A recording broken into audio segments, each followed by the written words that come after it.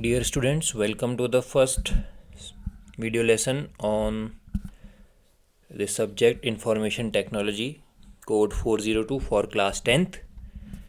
In this lesson, we will be covering the first session, that is communication skills. And in communication skills, our first topic will be types of communication. The types of communication, the point has already been discussed in class 9th. Now we will be discussing some advanced concepts of this point. Okay. So in this you will be discussing methods of communication. Those are verbal, non-verbal, visual, and you will focus on writing pros and cons, means benefits, advantage and disadvantages of written, verbal and non-verbal communication, and listing do's and don'ts for avoiding common body language mistakes.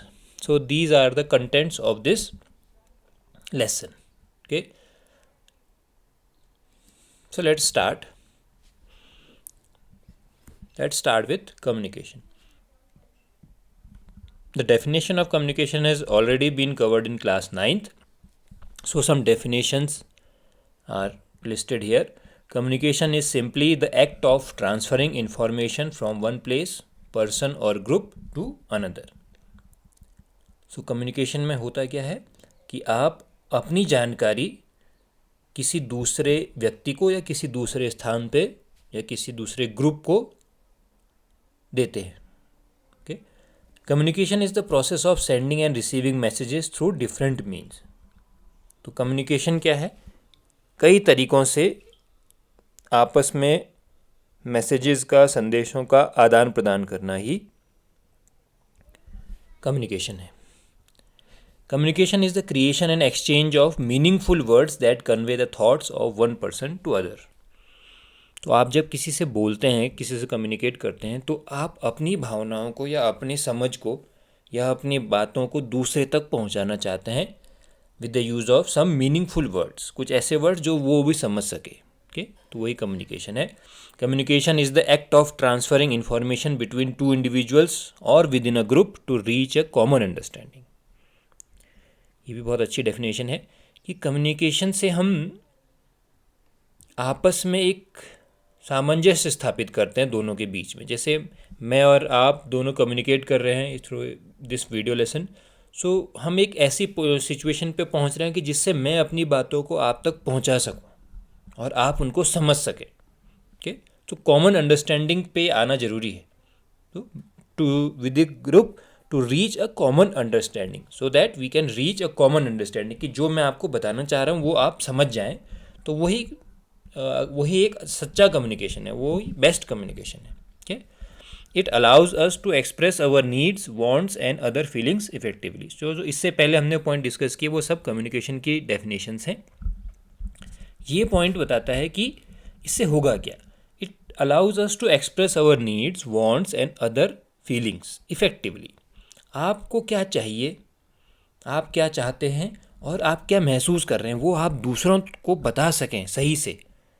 तो वही चीज़ communication है. जब एक छोटा बच्चा होता है, उसको भूख लगती है, तो वो केवल रो सकता है, तो वो रोता है, तो वही उसका कम्युनिकेशन है. उससे भी हम समझ जाते हैं कि इसको भूख लगी है.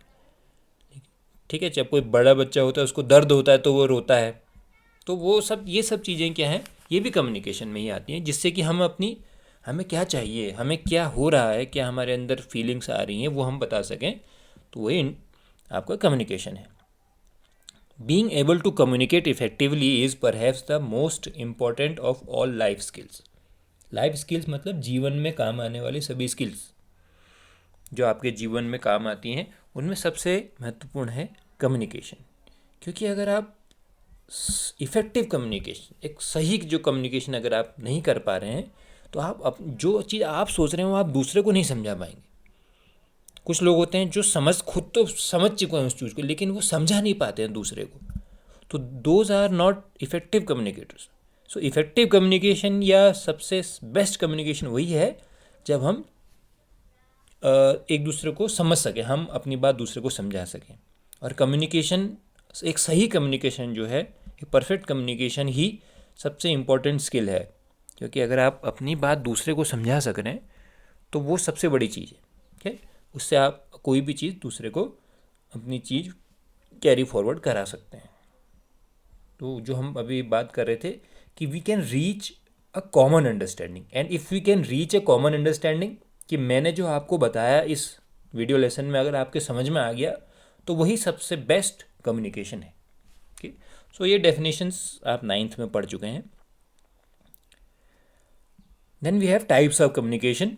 Communication can be categorized in the following forms. Number one is verbal communication, in which we use words either orally through spoken communication or in written form through printed or digital media. Somewhere this communication, that is written communication, has a separate category, that is written communication, in which we write things through printed or digital media. So where we use our words to express our feelings, to go for a communication, then that is called verbal communication, जहाँ हम शब्दों का इस्तेमाल करते हैं। कि चाहे वो हम लिखित में करें या बोल के करें। Second category is non verbal communication, in which we use body language, gestures and the tone and pitch of voice, जहाँ पे हम अपने हाथों के इशारे से, अपने बैठने के उससे तरीके से और अपनी आवाज़ के उतार चढ़ाव से समझा सकते हैं, वो कहलाता है non verbal communication. Visual communication, जहाँ हम लोगोज, मैप, चार्ट, ग्राफ, इनकी मदद से कुछ चीज़ कम्युनिकेट करते हैं। ठीक, जैसे आपने कहीं देखा होगा जहाँ खतरे का निशान बना होता है, कि अलावा उस निशान को देख के समझ जाते हैं कि ये यहाँ पे इसको छूना नहीं है करके, तो वो विजुअल कम्युनिकेशन। ठीक, तो ये तीनों कैटेगरी जो है आप पहले ही 9th में पूरा पढ़ चुके हैं, तो इसमें ज़्यादा डिटेल में जाने की अभी ज़रूरत नहीं है। अगर आप देखना चाहें तो आप 9th की जो वीडियो लेसन्स हैं वो देख सकते हैं, तो उसमें आपको जल्दी समझ में आ जाएगा अगर आप और समझना चाहें दोबारा से तो। ओके, चलिए आगे बढ़ते हैं। अब जो हम मेन चीज़ में आ रहे हैं, जो आपके इस समय इस सेशन में, कोर्स में है, वो हम डिस्कस करते हैं। वो है pros of verbal communication. Pros means उसके क्या फ़ायदे हैं वर्बल कम्युनिकेशन के। तो ये पॉइंट्स हैं जिनको आपको नोट करना है। It is straightforward to express the feeling, that is, explain the meaning and convey the intended message as the speaker is present at the time of communication and can herself explain the intended meaning. तो इसमें क्या है कि आपके पास शब्दों की क्षमता है, तो आप जो कहना चाहते हैं वो साफ साफ दूसरे को कह सकते हैं, और इसमें मिस इंटरप्रिटेशन की कोई संभावना नहीं है कि आपने ये लिखा था उसने कुछ और समझ लिया, ऐसे कुछ ऐसा होगा ही नहीं, क्योंकि आप सामने खड़े हैं, जो आप सोच रहे हैं आप अपने शब्दों के माध्यम से वैसा का वैसा उसको सामने वाले को बता सकते हैं। हाँ, अगर आपने सही शब्दों का इस्तेमाल किया हो। So if you choose proper words, then you can make the other understand that you are thinking this and you are trying to say this. Okay, second, the communication is mostly interactive which gives the receiver a chance to clarify if anything is unclear. तो ये वाला communication interactive होता है, क्योंकि आप बोल रहे हैं, सामने वाला भी आपको मोस्टली इंटरेक्टिव होता है। ज़्यादातर ये कम्युनिकेशन तभी होता है जब आमने सामने लोग हों। आप ये नहीं है कि यहाँ से कहीं बहुत किलोमीटर, कहीं 200-300 किलोमीटर दूर कोई है, उससे आप वर्बल कम्युनिकेशन ऐसे नहीं करेंगे। आप फ़ोन के थ्रू कर सकते हैं, ठीक है, या तो आप फ़ोन पे उस पर उनसे बात कर सकते हैं, या कोई आपके आमने सामने बैठा हो, तभी हम वर्बल कम्युनिकेशन यूज़ करते हैं। तो वर्बल कम्युनिकेशन में क्या है, इंटरेक्टिव होने की वजह से जो सामने वाला है वो आपसे कुछ चीज़ें पूछ भी सकता है कि ये इसका मतलब क्या कहना चाह रहे हो। अगर आपका कोई शब्द क्लियर नहीं है उसका, तो आप उससे क्वेश्चन कर सकते हो, जिससे कि दोनों जो हैं म्यूचुअल अंडरस्टैंडिंग पे पहुंच सकें। तो ध्यान रखिएगा कि कम्युनिकेशन का जो गोल है वो यही है कि that both the sender and the receiver reach to a common understanding level. Okay, it is a speedy form of communication. There are no connection issues because mostly the sender and receiver are in front of one another. ये हमने भी देख लिया. They need not depend upon some other medium like telephone call or internet etc. to make a connection. So the communication take place uninterrupted. तो ये सबसे तेज है, इसमें आप फटाफट बोलते जाओ, उस दूसरे को सब समझ में आ जाएगा। ठीक, यू गेट इंस्टेंट फीडबैक, ये भी बहुत इंपॉर्टेंट है. The verbal communication take place effectively. The speaker can see or जज द फीडबैक ऑफ ऑडियंस और मे इवन आस्क देम. तो आपको तुरंत फीडबैक मिल जाएगा. जैसे टीचर्स हम पढ़ाते हैं तो हमें बच्चों के चेहरे को देख के समझ में आ जाता है कि ये इस बच्चे को ये चीज़ समझ में नहीं आई, या उसके फेशियल एक्सप्रेशन से हमको क्लियर हो जाता है कि ये बच्चा अभी पढ़ने में इसका ध्यान नहीं है, ये अभी कुछ और करना है. कैसे पता लगा लेते हैं टीचर? इसीलिए पता लगा लेते हैं क्योंकि वो इस कम्युनिकेशन का ये फ़ायदा है. तुरंत इसका फीडबैक मतलब उसका आंसर कि आपको वो चीज़ समझ में आई नहीं आई, या आपसे नहीं आई तो आप तुरंत हाथ खड़ा करोगे कि सर ये चीज़ समझ में नहीं आई. तो इंस्टेंट फीडबैक इस वर्बल कम्युनिकेशन में मिलता है. This is the preferred form for maintaining relationship as verbal communication along with effective non verbal communication makes the professional and personal bonds. तो यही सबसे इफेक्टिव जो है कम्युनिकेशन का मीडियम माना जाता है कि इससे आदमी किस आप सामने सामने हैं तो आपकी बात जो है वो पूरी तरह से सामने वाला समझ रहा है. Okay, next we move to cons of verbal communication. There are some problems with, or we can say disadvantages of this verbal communication. First one, it is not possible to communicate to people in a different setup. Okay, setup means different environment. Suppose we want to communicate with the people of China, then we cannot communicate because we have a language barrier. The barriers have been discussed in class 9th. You can go back to the class 9th video series and can clear your those points if you are not you have not able to understand those. Okay, a person in Japan cannot communicate to a person in another part of the world at a time where the time zones are different, so different that it is difficult to connect. Connection भी बहुत मुश्किल है कि आप यहाँ भी सुबह हो रही है, कहीं वहाँ रात हो रही होगी, तो आप वहाँ फ़ोन भी करेंगे मान लिया तो वो उसको सोया हुआ होगा. Okay, it requires proximity. Proximity मतलब सामने आमने सामने पास होना. The sender and receiver must be at the same place same time to communicate. ऐसा तो है नहीं कि आप यहाँ से अभी बोल दो और वो चीज़ आपकी 1 घंटे बाद वहाँ वातावरण में गूंजती रहेगी और सबको सुनाई देती रहेगी. ऐसा नहीं हो. आप उसी टाइम आपको बोलना होगा. तो वो जो रिसीवर है उसको आपके सामने या आपके आसपास होना ज़रूरी है, तभी आप उसको कह सकते हैं. It often feels incomplete to keep records. Okay, there are no permanent records for oral conversations. आपने केवल मुंह से कहा था. कई बार लोग कहते हैं लिखित में है क्या, तो वही होता है क्योंकि वर्बल कम्युनिकेशन का कोई इतना रिकॉर्ड उसको हम ऑथेंटिक नहीं मानते क्योंकि वो केवल कहा गया होता है. कई बार ऐसा होता है कि कई दंगे भड़क जाते हैं लोगों के एक भाषण की वजह से, फिर हम ढूंढते रहते हैं कि क्या कहा था क्या क्या था, और क्योंकि उसका कोई रिकॉर्ड नहीं था इसलिए पहले, अब तो आज ऑडियो रिकॉर्ड कर लेते हैं, लेकिन पहले क्या था, ऐसा कुछ फैसिलिटी थी नहीं, तो क्या होता फिर वो उस पर केस चलता रहता है. कोई कहता है हाँ कहा था, कोई कहता है नहीं कहा था, क्योंकि उसका कोई रिकॉर्ड नहीं रहा था. Okay, it is not possible to represent things officially, legally and for another purpose that requires recorded information. तो लीगली भी इसके बोलने वाले को आपने देखा हो कई ऐसे तथा कथित टेप आते रहते हैं, ऑडियो टेप्स, फिर उनके ऊपर सुनवाई चलती रहती है कोर्ट में, तो उसको सही नहीं माना जाता है. प्रूफ लिखित वाले को ही सही माना जाता है. It is not a complete form of communication as it requires other forms of communication for its completion. Okay, आपको साथ में हाथों के एक्सप्रेशन अपने और थोड़ा बहुत रिटर्न एक्सप्रेशन भी आपको देना पड़ता है. जैसे अभी हम कह रहे थे, हम अभी वर्बल कम्युनिकेशन कर रहे हैं आपस में, मैं यहाँ से बता रहा हूँ आप समझ रहे हैं, लेकिन इसके साथ साथ आपको क्या होगा, साथ में मुझे इसके रिटर्न नोट्स या कुछ और चीज़ें आपको साथ में देनी पड़ेंगी, तब जाके कम्युनिकेशन कंप्लीट हो पाएगा. Okay, there are emotional barriers. A speaker has to speak about something refreshing while he may be feeling super tired और may not be well physically.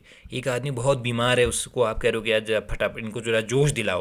अब जिसके अंदर खुद ही जोश नहीं है वो सामने वाले को कैसे जोश दिलाएगा.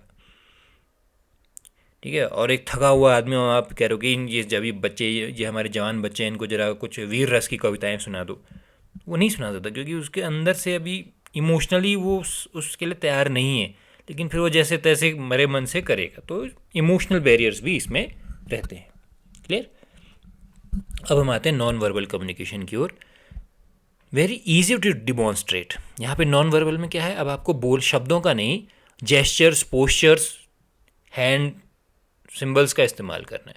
So non verbal communication makes demonstration very useful while using noticeable non-verbal cues like gestures, body language. okay? जैसे आंखें लाल हो जाना, तो अब किसी की आंखें लाल होंगी तो दो कारण हो सकते हैं, या तो वो नींद से उठा होगा या फिर वो बहुत गुस्से में होगा या उसकी आंखें ख़राब हो सकती हैं. तो हम जब अगर कोई कम्युनिकेट करते समय आंखें लाल कर रहा है, इसका मतलब होता है कि गुस्सा दिखाना. ओके, आपने हिंदी में भी ये मुहावरा पढ़ा होगा, आंखें लाल करना. तो जैसे हमारे घर में हमारे जो पेरेंट्स होते हैं वो आंखें टेढ़ी करके बच्चों को समझा देते हैं, आंखें टेढ़ी करके और उसको देखा तो समझ जाता है कि नहीं नहीं ये काम मुझे नहीं करना है. तो ये बिना कुछ कहे आप छोटा सा एक एक्शन के थ्रू कई चीज़ें कम्युनिकेट कर लेते हैं. तो वही सेकंड पॉइंट भी वही है, very useful for conveying message. आपने टीचर ने मुंह पे हाथ रखा, छोटे बच्चे क्लास में मुंह पे हाथ उंगली रखी तो सब बच्चे समझ गए कि अब चुप हो जाना, और उन्होंने भी सब ने मुंह पे हाथ रख लिया. तो non verbal communication easily converts while verbal is unable where one verbal is unable to reach. बहुत ज़्यादा शोर हो रहा है तो आप अपने दोस्त को इशारे से बुला लेते हो, क्योंकि वहाँ आप चिल्लाओगे तो उसकी आपकी आवाज़ वहाँ सुनाई नहीं देगी. लेकिन कुछ ऐसे इशारों के थ्रू आप उसका ध्यान खींचने की कोशिश करते हो. आपने देखा होगा ना, कई लोग कहते हैं, आपने सुना होगा, देख मैं भीड़ में खड़ा हूँ, मेरा हाथ ऊपर है, हाथ हिला रहा हूँ मैं, देख मेरे ओर. तो वो आदमी ढूंढ लेता है कि अच्छा हाँ ये है वो. तो ये चीज़ है. तो जेस्चर्स से हम कई चीज़ें पता लगा ले. जैसे इसमें एग्जांपल में अभी डिस्कस किया हमने कि टीचर अगर मुंह पे उंगली रखता है तो समझ जाना, मतलब बच्चे समझ जाते हैं कि चुप रहना है. तो जहाँ पे वर्ड्स फेल हो जाते हैं वहाँ पे ये जेस्चर्स काम आते हैं. No language barrier. Non verbal messages are picked by all even if there is no common language. So some body gestures are common. For example हम क्रिकेट में देखते हैं कि हमें पता है कि छोटे बच्चे, यहाँ के बच्चे से और आप श्रीलंका, साउथ अफ्रीका, ऑस्ट्रेलिया कहीं भी चले, बच्चे को पता है कि अगर अंपायर सिग्नल दे रहा है तो इस सिग्नल का मतलब 4 है, इसका मतलब 6 है, इसका मतलब आउट है. सो वो नॉन वर्बल कम्युनिकेशन है. वहाँ पे अंपायर चिल्लाता नहीं है कि नहीं चौका है या छक्का है, वो जस्ट हाथ से इशारा करता है और लोग समझ जाते हैं. और पूरी जनता, जो लाखों की जनता वहाँ बैठी होती है, कुछ उसमें उस देश के होते हैं, कुछ विदेशी होते हैं, तो सब समझ जाते हैं कि हाँ इसका मतलब क्या है. Very fast. The non-verbal form of communication conveys the message very fast. The receiver easily interprets the cues without any barrier of common region, language, qualification and many more. Fast है, आप छोटे से इशारे से कई बहुत सारी बातें सामने वाले को समझा सकते हैं. Okay, next, cons of non verbal communication. Some problems are also there with this non verbal communication.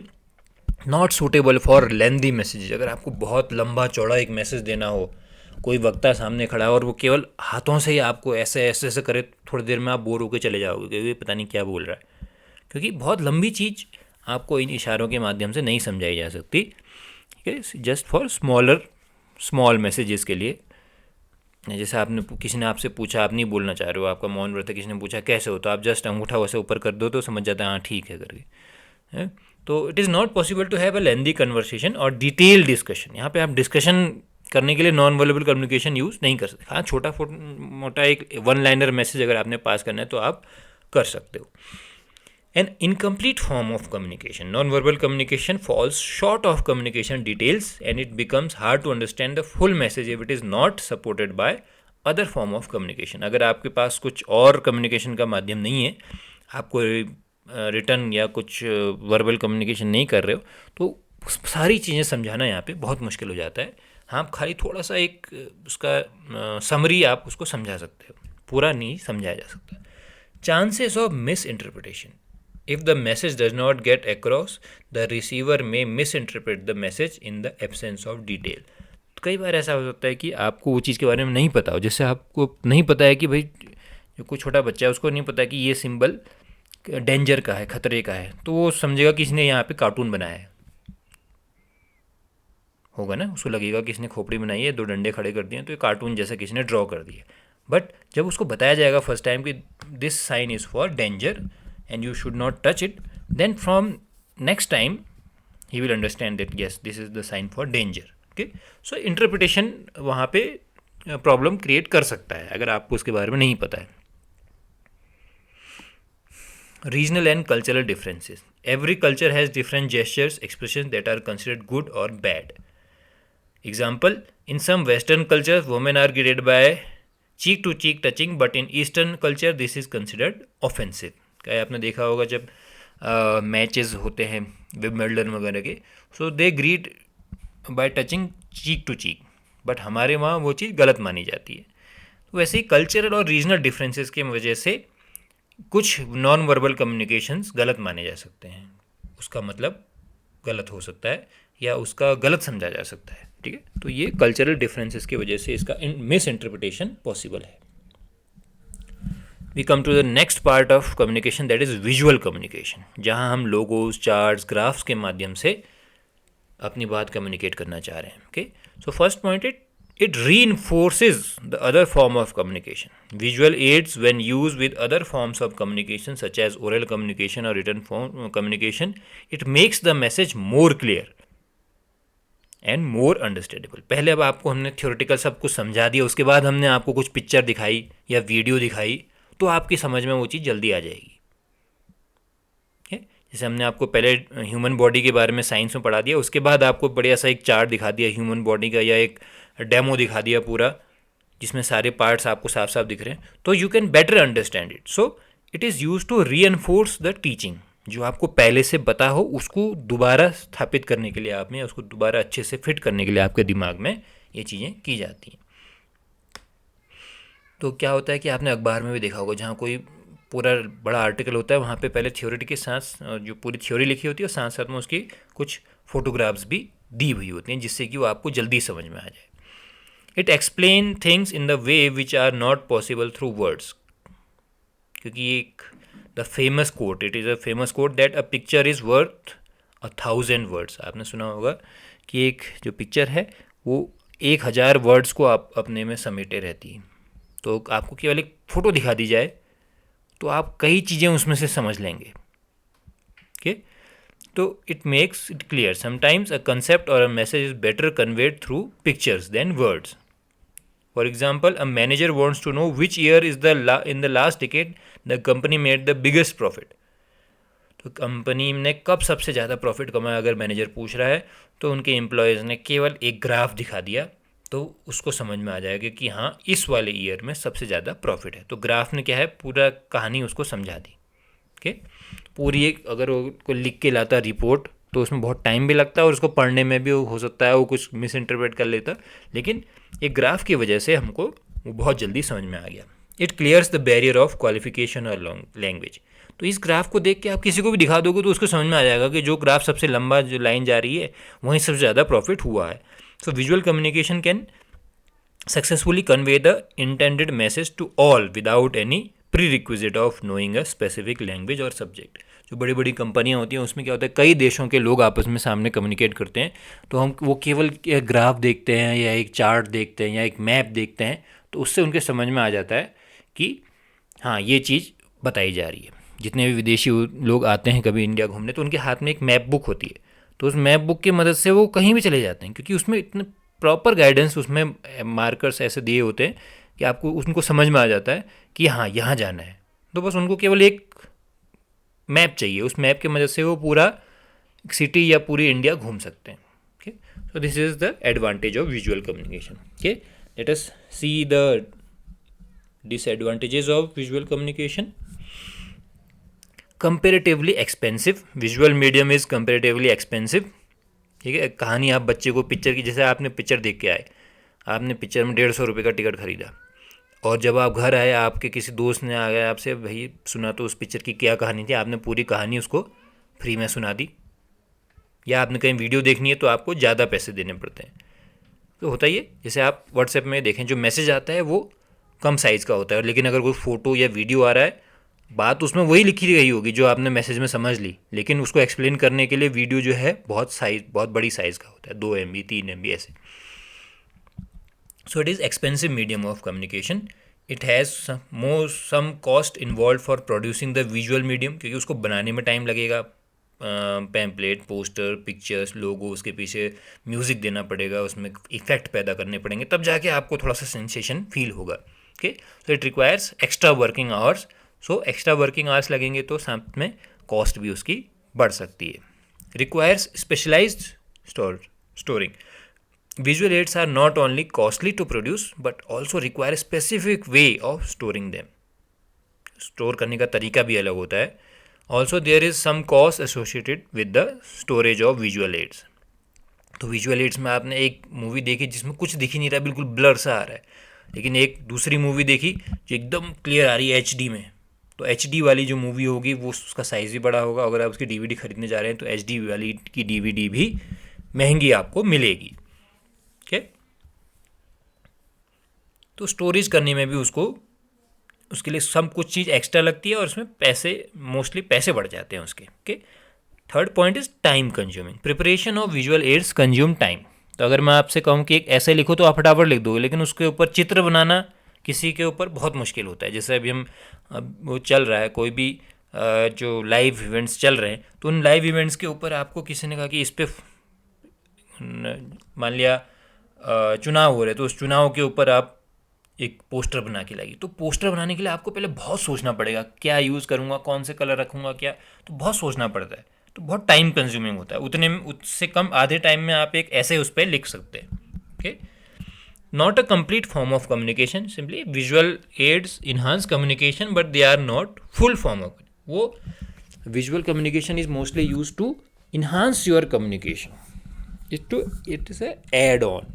पहले आप अपनी बात कह लीजिए और उसके बाद आप उसको पूरा और समझाने के लिए विजुअल एड्स का यूज़ कर सकते हैं। Okay, next we have written communication. Pros of written communication. Permanent storage. The written communication can be stored or record. अभी हम जो बात कर रहे थे कि वर्बल वाला स्टोर नहीं हो सकता, लेकिन रिटर्न वाला स्टोर रहता है कि देखो तुमने मुझे ये लेटर भेजा हुआ था या तुमने ये चिट्ठी भेजी हुई थी, so you can produce it as a proof. Second point वही है, stand as a legal holding. अगर आपने किसी को कुछ रिटर्न में दिया है तो उसको लीगल प्रूफ माना जाता है। आपके साइन होंगे, आपका नाम होगा, आप डेट होगी, सब कुछ होगा वहाँ पे, आपका लेटर हेड होगा, तो it will be treated as accountable legally भी। It facilitates reuse. A return message और document can be reused, duplicated. तो मैंने आपको एक शीट दे दी जिसमें पॉसिबल क्वेश्चंस हैं, तो आप उसको ज़िरोक्स करा के औरों को भी बांट सकते हो और उसको अगले साल किसी अपने छोटे भाइयों को, अगल बगल पड़ोसियों को भी दे सकते हैं। तो मास सर्कुलेशन पॉसिबल। तो हम जैसे आपने देखा होगा जब बुक्स छपती हैं तो बुक्स करोड़ों की संख्या में भी बिकती हैं, तो क्या है, लोग पूरे दुनिया में उसको खरीद सकते हैं। तो मास सर्कुलेशन पॉसिबल है। Suitable for lengthy messages information. आप पूरा अपनी जीवनी लिख सकते हैं कि जैसे महात्मा गांधी की जीवनी पे किताब है तो उसमें पूरी उनकी जीवनी लिखी गई है, या आप रामायण महाभारत देख लीजिए, उसमें पूरा एक महाकाव्य है तो उसमें हज़ारों पेजेस हैं। तो एक बहुत बड़ी चीज़ उसमें हम रिटर्न कम्युनिकेशन में लिख सकते हैं, जिसको वर्बली कहना या विजुअली दिखाना बहुत मुश्किल हो जाएगा। It conveys sincerity. Written documents are seen as representation of a company's ideology. Written pamphlets, posters help build the image of a company. जब आप पैम्पलेट देखते हो किसी के, जिस आपके अखबारों में रखे हुए आते हैं, तो उससे आपको एकदम से उसका एक फील आता है। जैसे बड़ी बड़ी जो यूनिवर्सिटीज़ हैं उनके अपने अलग अलग पैम्पलेट्स होते हैं, चाहे ग्राफ वगैरह हो या और भी कई सारी यूनिवर्सिटीज़ हैं जो अपने अपने पैम्पलेट्स छापती हैं और बच्चों को लुभाने के लिए बहुत अच्छे आकर्षक पैम्पलेट्स बनाए जाते हैं, जिससे कि आपको लगता है कि हाँ यही यूनिवर्सिटी सबसे अच्छी है। ओके, तो ये सिंसियरिटी दिखाता है, वो उसकी पोजीशन दिखाता है, किसी कंपनी की आइडियोलॉजी क्या है, उसका सिद्धांत क्या है, वो बताता है। We can say that in the goodwill building of a company written documents play a considerable role and impact. तो उसमें आप लिखा जो जाएगा, उसके लिखने के जो उसमें शब्दों का चयन किया जाएगा, उससे आप पे जो प्रभाव पड़ेगा वो बताएगा कि उस कंपनी में कितना दम है। तो यहाँ पे ये इसका फ़ायदा रहता है रिटर्न कम्युनिकेशन का। Identical. Return communication when duplicated और produced in bulk maintains the identity. All its copies are identical and hence the same message gets delivered to its readers. मैंने आपको एक पॉसिबल क्वेश्चन आंसर्स का एक set आपको दिया, आपने उसकी 100 कॉपियाँ बना के अपने दोस्तों में बांटी, तो 100 के 100 में वही चीज़ रहेगी। तो जो चीज़ एक आदमी को देनी चाह रहे थे वही चीज़ बाकी 100 को भी मिलेगी। तो वो चीज़ आइडेंटिटी बनी रहती है उसमें। ये नहीं कि आपने एक चीज़ की कॉपी करते हो उसमें कुछ दूसरा ही मैटर आ जाएगा, ऐसा नहीं होता है। तो रिटर्न कम्युनिकेशन में जो चीज़ आप एक कॉपी से करना चाह रहे थे वही आप जब 1000 कॉपी बनाओगे उस चीज़ की, तो same message will be carried forward. Okay, next we come to cons, that is disadvantages of written communication. It is costly. अगर आपने कोई बुक छापनी है तो आपको कॉस्टली पड़ेगी, या आपने कुछ कुछ भी आपको प्रिंटेड लिखाना है तो it requires some additional money. आप किसी से कुछ बोल दो तो उसमें कुछ ज़्यादा पैसा नहीं लगेगा आपका, लेकिन जब आप लिखते हैं तो उसमें आपके टाइम भी वेस्ट होता है, पेन भी लगती है, पेपर भी लगता है, और फिर आपकी कई चीज़ें उसको आप रिकॉर्ड करोगे स्मार्टफोन लैपटॉप के थ्रू, फिर आप उसको मेल करोगे तो आपको फिर नेट चाहिए, कई चीज़ें आपको उसमें रिक्वायर्ड होंगी। So some cost is also involve.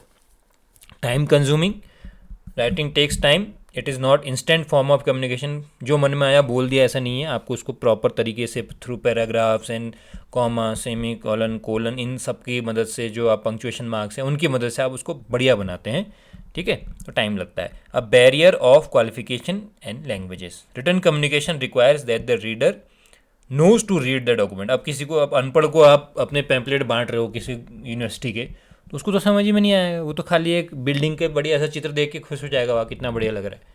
But जो उसके अंदर लिखा गया है कि आपने इतना, आपकी यूनिवर्सिटी ने इतना प्लेसमेंट दिया, ये किया वो किया, जो आपने पूरी कहानी लिखी है वो वहाँ पे उसको समझ में नहीं आएगी। तो यहाँ पे लैंग्वेज का बैरियर भी आता है कि आपने किस लैंग्वेज में उसको दिया, आपने उसको जिस लैंग्वेज में दिया वो उसको समझ में नहीं आती। किसी को इंग्लिश नहीं आती है, आपने उसको इंग्लिश में कोई किताब पकड़ा दी तो वो नहीं समझ पाएगा। तो लैंग्वेज और क्वालिफिकेशन का बैरियर रहता है। और cost on storage, return documents requires storage, यहाँ पे इनको भी आपको प्रॉपर स्टोर करना पड़ता है, और इनके स्टोर करने के लिए भी आपको अपने कुछ पैसे लगाने पड़ते हैं। आपने किताबें खरीद ली बहुत सारी, लेकिन उसको रखने के लिए आपको फिर एक अलमीरा चाहिए, फिर साफ़ सफाई चाहिए, उसमें ताला लगाना पड़ेगा, उसको चूहों से बचाना पड़ेगा, कई चीज़ें आपको उसको उसमें एक्स्ट्रा करनी पड़ेंगी। ओके, तो ये चीज़ उसके कॉस्ट बढ़ाती है। Clear? Great. Now we have completed this pros and cons. Now we are moving to the end of this chapter. Now we will be covering do's of body language. जब आप सामने बैठते हैं किसी के, जब आप कम्युनिकेशन के लिए सामने आते हैं किसी के, तो कई चीज़ें जो हैं आपकी बॉडी लैंग्वेज भी जो है कम्युनिकेट करती है। केवल आपका मुंह ही कम्युनिकेट नहीं करता है। जब आप जाते हैं कहीं, किसी के सामने बैठते हैं, किसी से बात करते हैं, तो आपकी बॉडी लैंग्वेज भी जो है कई चीज़ें कम्युनिकेट कर देती है। ये चीज़ें आपने 9th में पढ़ ली हैं। So when you sit for a communication, what should you do? Okay, when you go to a class, when your class teacher comes, you just see his face and you try to calculate something कि sir is in very good mood today or he is in very bad mood today. Okay, so these things are judged by you. Similarly, when you go for some communication, then your body says a lot of things to the person in front of you. So what should you do with respect to your body language? Always stand up with a straight back and relaxed posture. Okay, your back should be straight and you should be in a relaxed posture. Okay, keep your arms by your side. आपकी जो arms हैं that should be by your sides. Okay, sit with a straight spine. ये आपकी जो रीढ़ की हड्डी है वो सीधी होनी चाहिए. Smile as you enter into a room. जब भी आप कहीं जाते हैं तो हंसते हुए जाएं, दहाड़ना भी नहीं है हंसते हुए, जो हल्की सी हंसी होती है वो. Greet others with a smile, दूसरे को सब मिलें तो हंसते हुए मिलें. Make eye contact while speaking to someone, ठीक है, आंखें चुरा के बातें नहीं करनी है, आंखों से आंखें मिला के बात करनी है, उससे आपका कॉन्फिडेंस पता चलता है. Offer a firm but gentle handshake. Firm, थोड़ा सा हाथ मिलाते उसमें एक गर्माहट महसूस होनी चाहिए. जेंटल हैंडशेक होना चाहिए, इतना उसको बिल्कुल हिला नहीं देना है किसी के हाथ को पकड़ के. Okay. Make eye contact for about 2-3 seconds with a person and with the next person in the audience while speaking publicly. तो ये पब्लिक स्पीकिंग के लिए है. जब आप किसी एक ग्रुप को संबोधित कर रहे हैं तो उसमें बहुत बड़ा ग्रुप है अगर, तो थोड़ा थोड़ा है एक कोने की ओर अपनी आंखें जरूर करते रहें, केवल एक ही कॉर्नर पे कंसंट्रेट करके ना बोले, तो उससे क्या होगा, उनको लगेगा कि आपका ध्यान केवल वहीं है. तो थोड़ा थोड़ा आप हर जगह थोड़ा थोड़ा टाइम देंगे अपनी आंखें घुमाएंगे तो उनको लगेगा कि हाँ हमारी ओर भी देखा जा रहा है। ये सब चीज़ें क्लास में भी होती हैं, जब आपके टीचर्स आपकी क्लास में आते हैं तो ये सब चीज़ आप भी महसूस करते हो। तो जब आप किसी को कम्युनिकेट करने जाओगे तो ये चीज़ आपके बारे में भी महसूस की जाएंगी। Okay, actively and attentively listen to the speaker in a conversation, ध्यान से सुने, इधर उधर ना देखें। Okay, not when engage in a conversation as a listener, जब आप एक लिसनर हैं, सुनने वाले हैं, तो बीच में अपने सर को हिला के स्वीकारोक्ति देती रहनी चाहिए कि हाँ आप समझ रहे हैं, स्वीकार करना चाहिए कि हाँ आपकी समझ में आ रहा है। एकदम सीधे पत्थर की तरह खड़े नहीं रहना, थोड़ा बहुत सिर को हिलाने से सामने वाले को पता चलता है कि हाँ ये समझ रहा है कुछ। Keep your shoulders relax down, बिल्कुल एकदम टाइट करके, एकदम सीना चौड़ा करके नहीं खड़े हो जाना है, एक आपको रिलैक्स पोर्शन में रहना है। Put even weight on both the feet, stand solid. कई लोग क्या होता है, एक पैर को पे ज़्यादा वेट दे के एक पैर में झुक जाते हैं, तो वो चीज़ भी गलत मानी जाती है। ओके, सो तो ये these are the do's for your body language. Greet and settle down calmly, पहले ग्रीट करें, आइए बैठिए, हाथ मिलाएं, आजकल तो नहीं मिलाएं, वो अच्छा है। या ग्रीट, हमारा जो इंडियन कल्चर है दैट इज़ टू से नमस्ते, वो सबसे बढ़िया है, हाथ जोड़ कर उनका स्वागत करें। किसी का भी हाथ मिलाने से उसके जो वायरसेस की प्रॉब्लम है वो आपको फैल सकती है, सो avoid hand shaking, but greeting is compulsory. Greeting में आप अपने पोस्चर्स के थ्रू भी ग्रीटिंग कर सकते हैं, और we have a very efficient way, the way of Indian culture has been accepted by the whole world now that namaste is the best thing. Use appropriate hand gestures, occasional eye contact, बीच बीच में eye contact बनाते रहें। Come and go with enthusiasm, ज़्यादा उत्साहित होने की ज़रूरत नहीं है, थोड़ा बीच में उत्साह भी दिखाना है, थोड़ा शांत भी रहना है। Okay, so these are the dos of body language. Now we will be covering don'ts, what you should not do. Do not fidget, बिल्कुल इधर उधर, कभी इधर पड़ जा रहे हैं, कभी उधर पड़ जा रहे हैं, आगे गिर जा रहे हैं। जैसे होता है ना कि आप किसी को सुन रहे हैं क्लास में, तो एक जना है पहले सिर पे हाथ रख के टेबल में रख लेगा, फिर ऐसे पीछे लधर जाएगा, फिर एक साइड में हो जाएगा, फिर दूसरी साइड में हो जाएगा, तो ऐसा लगता है कि जैसे वो रबर का बना है और ऐसे फैलता जा रहा है। सो ऐसे फैलना नहीं है कहीं भी, बिल्कुल थोड़ा सीधा बना रहना है। Do not lean on walls और योर फ्रेंड्स और ऑब्जेक्ट्स, किसी दोस्त के पीठ पे हाथ रख के खड़े नहीं हो जाना है, या दीवार के सहारे नहीं खड़ा होना है, ये सब चीज़ें आपको ध्यान रखनी है। Don't fake your smile, smile genuinely, fake smile देने की ज़रूरत नहीं है, खाली दांत दिखाने की। जेन्युइन जो आपकी स्माइल है वो आप दें। Do not drop your shoulders, do not slouch, okay, बिल्कुल ऐसा बिल नहीं दिखाना है कि आप बहुत ही थक चुके हैं, ठीक है, आपको बिल्कुल फैल नहीं जाना है कहीं पे भी, थोड़ा सा सीधा बना रहें। Do not fold your arms over your chest, हाथ बांध के सामने बैठना किसी के, जब कोई आपको समझा रहा हो या आप किसी से वार्ता कर रहे हो, तो ये चीज़ अच्छी नहीं मानी जाती, ठीक है। उसको माना जाता है कि you are blocking his communication. While sitting, do not lean forward और बैकवर्ड, एकदम सामने भी ना झुक जाएं और एकदम पीछे भी ना झुक जाएं, स्ट्रेट बैठे रहें। Don't look away while in conversation, जब आप किसी से बातचीत कर रहे हो या आपसे कोई बात कर रहा है तो उस टाइम पे इधर उधर ना देखें, उसको ऐसा लगता है कि इसका इंटरेस्ट नहीं है, ठीक है। ये सब चीज़ें आपके साथ हुई होंगी, तो वो कॉमन थिंग्स हैं। Don't keep your hands in your pocket while talking, जेब में हाथ डाल के बात ना करें, वो भी अच्छा नहीं माना जाता है।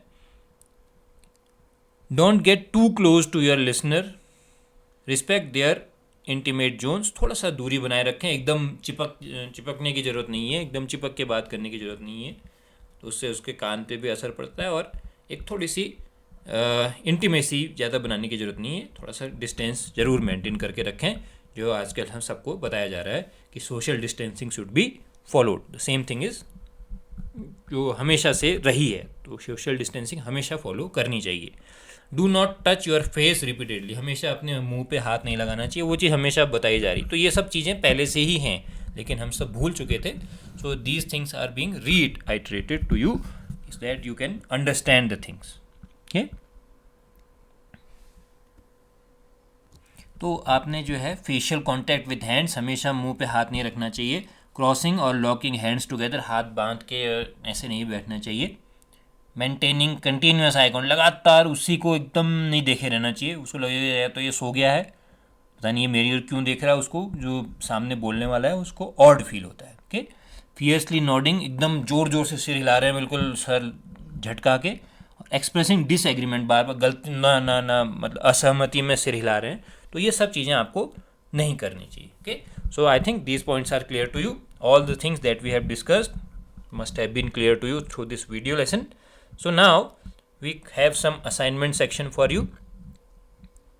So before going through to this assignment, you must go through the video contents again and again until you are clear with all the concepts and everything is very clear in written words. So these are the assignments for you that you have to perform in your class notebook. 2 assignments are there. This is the first one and this is the second one. So these assignments have to be performed by you. First, you have to note down all the points that we have discussed in your class notebook and then you have to perform these assignments. Okay, I think I am able to make clear all the things you have already discussed, already studied in class 9th. So these things are very easy for you, but we have discussed the main things that we have discussed are the pros and cons, means advantage and disadvantages of different types of communication. So I think I am able to make you understand all the points. If you have any query, you can ask in the comment section and I will get back to you with the solution. And you must make notes in your class notebook and you should also perform these assignments. Okay, so the next video will be uploaded very soon. So before uploading that, going to that next video, you should complete all your assignment and the written work. And if you are not able to understand, please go through this video again and again and we will be meeting in the next video lesson.